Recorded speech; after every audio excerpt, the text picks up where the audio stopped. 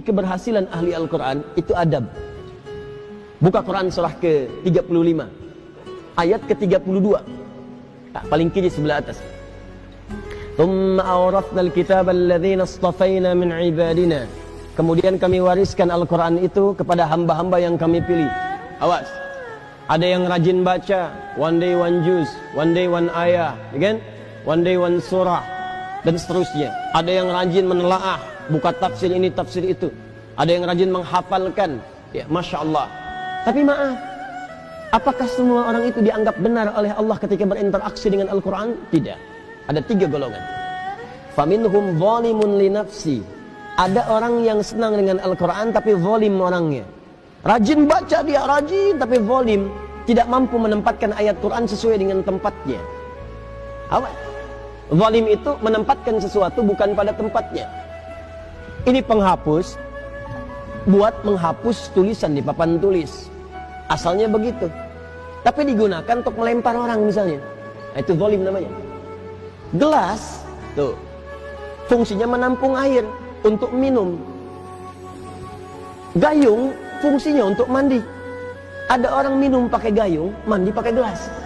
Itu zalim namanya.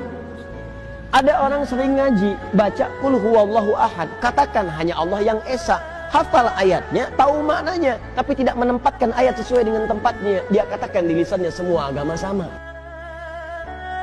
Dibin, celaka orang-orang yang dusta, hafal ayatnya, sering baca, tahu artinya, tapi dia berdusta. Itu zalim namanya.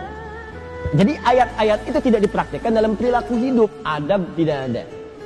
Wa minhum muqtasid, ada golongan kedua, meninggalkan sifat yang pertama, naik tingkat, tapi belum ada nilai kebaikan pada dirinya, hanya untuk dirinya saja.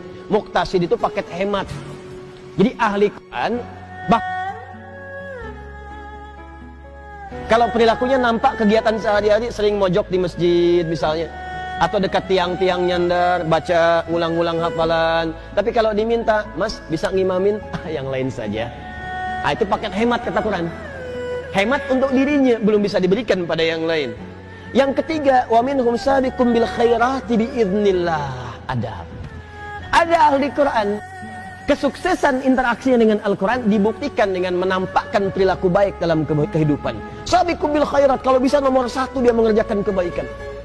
Jadi ciri orang yang berhasil dengan Qurannya, kata Allah, adalah adab. Jadi jangan bangga kalau anak anda hafal 30 juz, tapi nggak merubah perilakunya. Yang yaitu hafalan banyak, tapi perilaku semakin durga. Yang salah tuh dalam hafalannya. Ada yang keliru. Ciri orang tuh kalau sudah dekat dengan Quran, karena Quran itu baik, maka akan ada perubahan dalam dirinya.